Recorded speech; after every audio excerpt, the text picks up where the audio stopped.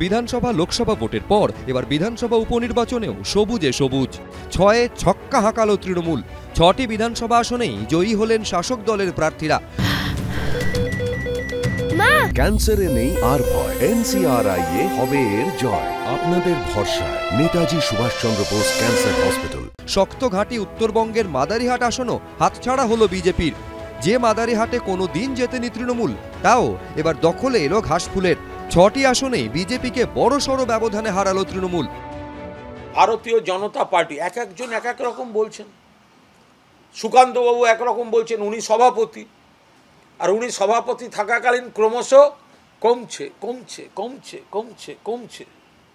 তো ফলে ওনার উপর চাপ আছে, ওনাকে গাজর ঝুলিয়ে রাখতে হয়। পরেরটাই ভালো করব, আবার ডুবছে, পরেরটাই ভালো করব, আবার ডুবছে, পরেরটাই ভালো করব। হচ্ছে এইসব নাটক। দিলীপ ঘোষ বলছেন উপনির্বাচনে আমরা অতটা গুরুত্ব দিই না। লড়লেন কেন? 2021-এর বিধানসভা নির্বাচনে কোচবিহারের সিতাইয়ে তৃণমূল প্রার্থী জগদীশ বর্মা বাসুনিয়ার জয়ের ব্যবধান ছিল 10,112। গত লোকসভা নির্বাচনের বিধানসভা ভিত্তিক ফল অনুযায়ী সিতাইতে প্রায় 29,000 ভোটে এগিয়েছিলেন তৃণমূল প্রার্থী। আর এবার উপনির্বাচনে সেই আসনেই তৃণমূল প্রার্থী সঙ্গীতা রায় জিতলেন 1,30,636 ভোটে, অর্থাৎ প্রায় 13 গুণ বেশি ভোটে জিতল তৃণমূল। 2021-এর বিধানসভা ভোটে বাংলা জুড়ে সবুজ ঝড়ের মধ্যেও আলিপুরদুয়ারের মাদারিহাট আসন ধরে রেখেছিল বিজেপির মনোজ টিগ্গা জিতেছিলেন 29,685 ভোটে। এবার লোকসভা ভোটের বিধানসভা ভিত্তিক ফলেও মাদারিহাটে বিজেপি এগিয়েছিল 11,063 ভোটে। এবার উপনির্বাচনে সেই মাদারিহাট আসনও বিজেপির থেকে ছিনিয়ে নিয়ে তাদের 28,168 ভোটে হারালো তৃণমূল। 2021-এর বিধানসভা নির্বাচনে মেদিনীপুরে তৃণমূল প্রার্থী জুন মালিয়া 24,397 ভোটে জয়ী হন। 2024-এর লোকসভা নির্বাচনে এই বিধানসভায় মাত্র 2,170 ভোটে এগিয়েছিল তৃণমূল। কয়েক মাসের ব্যবধানে সেখানেই তৃণমূল জিতল 33,996 ভোটে। বাঁকুড়ার তালডাংরায় 2021-এর ভোটে তৃণমূল প্রার্থী অরূপ চক্রবর্তী 12,377 ভোটে জয়ী হন।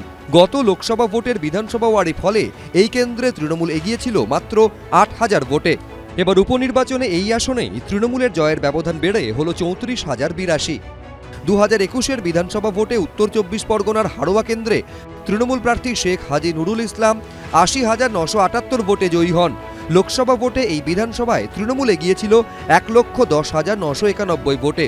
আর এবারের উপনির্বাচনে তৃণমূল প্রার্থীর জয়ের ব্যবধান বেড়ে হল 1,31,388।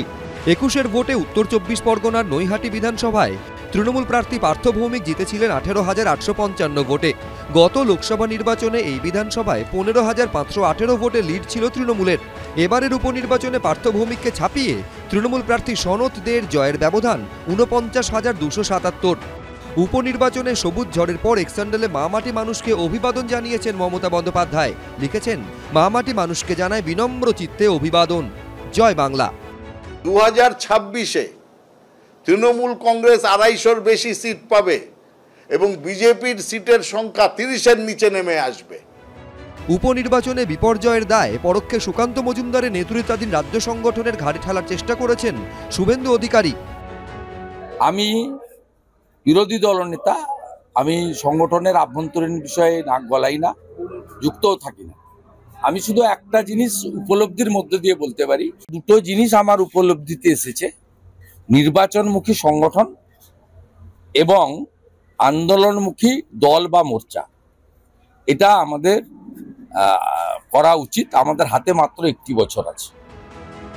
উপনির্বাচনে বিপুল জয়ের জন্য সোশ্যাল মিডিয়ায় তৃণমূল স্তরের কর্মীদের শুভেচ্ছা জানিয়েছেন অভিষেক বন্দ্যোপাধ্যায়, আবির দত্ত, শুভেন্দু ভট্টাচার্য, বিশ্বজিৎ দাস, এবিপি আনন্দ।